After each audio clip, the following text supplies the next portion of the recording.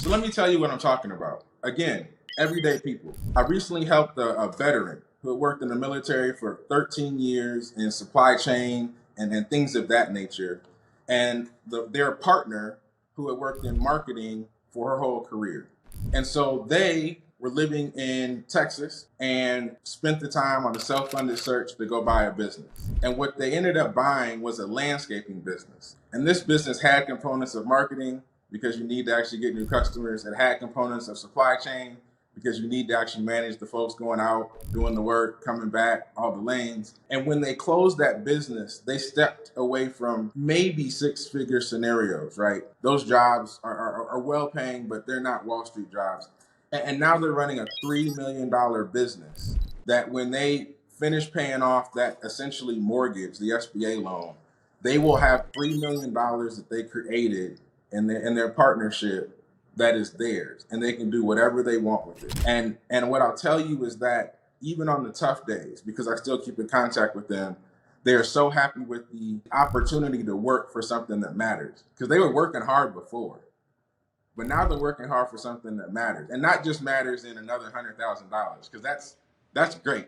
I love $100,000 opportunity, but when I think about a $3 million opportunity, now we're talking about extraordinary work. We're talking about really dialing in. We're talking about even the bad days are good because you know why you're doing it. And so when I talk about instant millionaire, what I'm saying is you go from six-figure opportunity to seven-figure $1 million opportunity right as you close. And it's just a major life shift. What if I told you 98% of small business acquisitions work? You might think I'm crazy, but if you look at the statistics for SBA 7A loans, those are the odds. So if I gave you 98% odds in Vegas, would you play? Absolutely. So what am I talking about, Elliot? You buy a business, you have a huge debt note. Oh, absolutely. But it's just like a mortgage. You walk in, you step into the $1 million business, you know you have to pay the loan. The SBA has extended the period that you can pay it, so it's much easier to pay off than most other loans from a business perspective. And now what you do is you step into a 98% chance at a $3 million opportunity, but it doesn't just stop there. You're not going into the business just to keep it the same size. You're going to want to grow revenue. You're going to want to reduce costs. You're going to want to bring new lines into it. You may want to bring all kinds of relationships that you have from different places in your network. And so you want to grow this business and effectively sell it 5, 10 years down the road for 5, 10x what you actually bought it for. Now, for most of the folks listening, probably selling a business for 5, 10x is a bit far from where you are today. But keep in mind, that's why we're playing the game.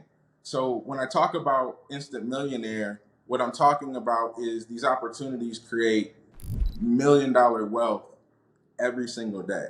They're just very, very, very valuable opportunities for everyday folks to get into a millionaire seat. All right, let me get a little dirty. Where did I get 98% from?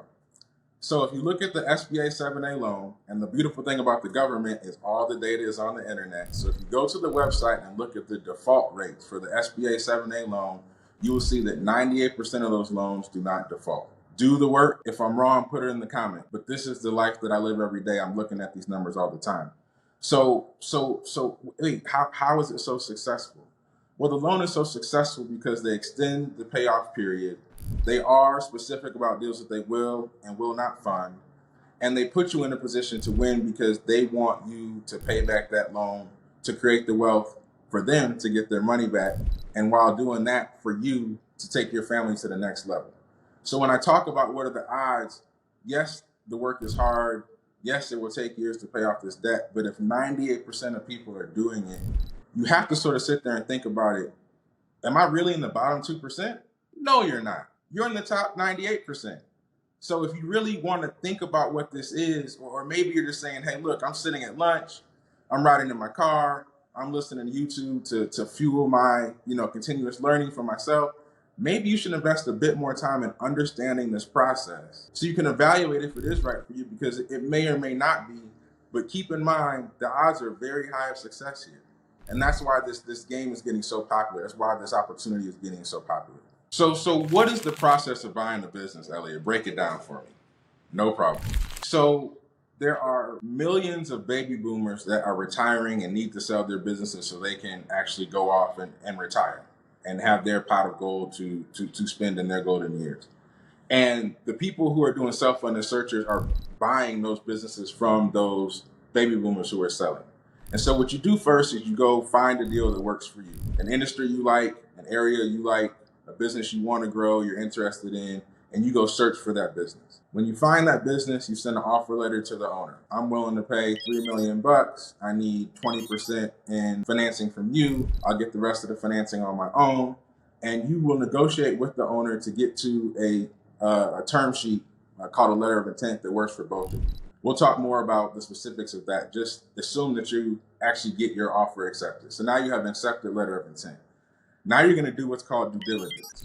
Due diligence is checking that everything the seller told you during the initial analysis of the deal is actually true. You're going to check financials and working capital through a tool called a quality of earnings. Think of it as a mini audit. I'll talk more about that later. You're going to do legal due diligence. Make sure there's not liens, lawsuits, and other things up against the company. And you're going to spend some time doing that work with advisors that are experts in that, so you don't have to be an expert in any of that to get this done. Once you get that done, you're going to sign what's called a purchase agreement. So now this is the final agreement that says, hey, seller, all the things that I promised to you is I buy this business for $3 million. And in that same document, all the things the seller is promising to you is in that document. And so now you have a consummated deal. Once the deal is consummated, you as the new owner, you're going to be first leveraging the former owner to get acclimated and integrated into the business. What are the employees like? Do we do Fridays happy hour? Who knows how to close the toughest customers? You're going to get all that data from the seller. Then your goal is to take what the seller had, put your ideas with it, and grow the business. So hey, this was residential only, I'm going to take it into commercial. Hey, this was doing no Google ads, no website, I'm going to build a website, I'm going to do some Google ads. And so you take this business that you just bought, you add your mind and your thoughts and your ideas to it, and now you're going to be in a position to grow the business to effectively get to a place where you can be a seller in a couple of years, or you can be somebody that chooses to hold the company as long as you want. So you go through the process of searching for deals, letter of intent, your offer letter, doing your due diligence, closing the deal, leveraging the seller to get the information about the business you need, and then growing the business so you can either sell it to somebody at a much higher price or keep it for you and your family forever. And so that's the general process. So why'd I say millionaire simple? Being a millionaire is looking at assets minus liabilities. And so when you walk into these $3 million assets, right, and you get your liabilities under $2 million, you created $1 million of wealth, and now you are a millionaire. You still have $2 million to go to pay off the full note, but you become a millionaire just when you create that $1 million cushion in between your assets, which is the value of the company, and what you owe to the bank. It's the same thing as a house. You walk into a house that's $100,000 and you owe $100,000, let's just say. That house goes up to $200,000 because the area is better, people are moving there. All of a sudden, you got this new value that you now own because your asset value went up $100,000. Nothing else changed, but you became a $100,000-aire. It's the same thing in $1 million businesses, but you become a millionaire. That's why it's simple, and hopefully you understand the simple language I'm using because I'm speaking to the everyday person that can get this done. What I talked about today was high level. Each one of those pieces has layers underneath it to really understand it at a level where you can actually execute. Well, where are those things, Elliot? They're in my courses, they're in the resources on my website, they're in the other videos that are on my channel. So you should subscribe because you can get the information that you need to execute right in these videos. Now, how often am I putting videos out? I'm doing multiple videos per week. And the information here will lead to your ability to evaluate whether this option is for you. And if it is, to go off and execute. And that's why this channel is so important. It's the only channel focused on self-funded search. And that's on purpose because that's the clients that I serve, the part of the industry I know. And for me and many others, lots of my clients, this is the best way to create wealth.